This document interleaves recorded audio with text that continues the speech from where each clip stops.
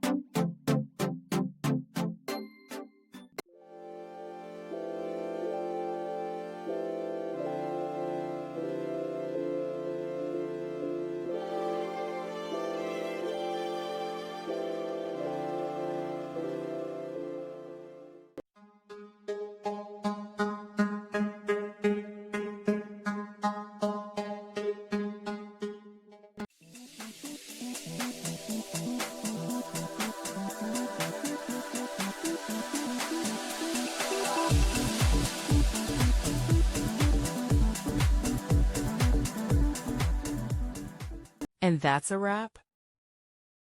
I hope you found the answer you were looking for.